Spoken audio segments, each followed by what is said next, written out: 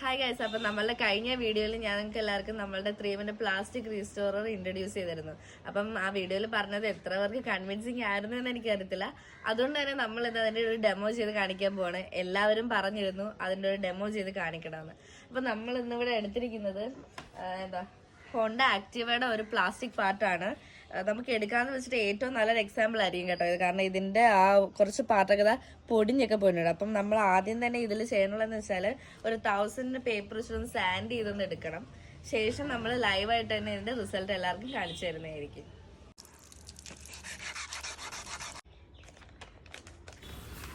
നമുക്കിതിന്റെ സെന്ററിൽ കൂടെ ഒന്ന് മാസ്ക് ചെയ്തെടുക്കാം. അപ്പം നമുക്ക് ആ രണ്ട് സൈഡിന്റെയും ഡിഫറൻസ് പെട്ടെന്ന് തന്നെ മനസ്സിലാവും.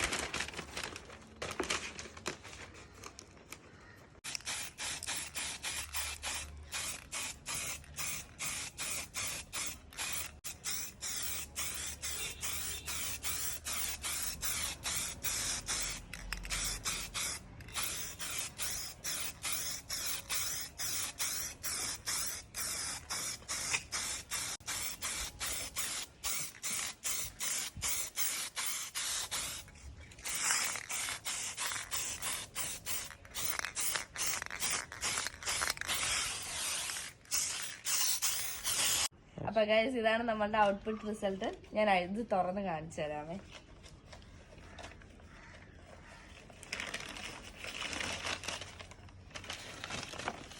ഇതിന് എത്രത്തോളം ഫിനിഷിംഗ് ഉണ്ടെന്ന് നിങ്ങൾക്ക് ഈ വീഡിയോ കണ്ടാൽ അറിയായിരിക്കും.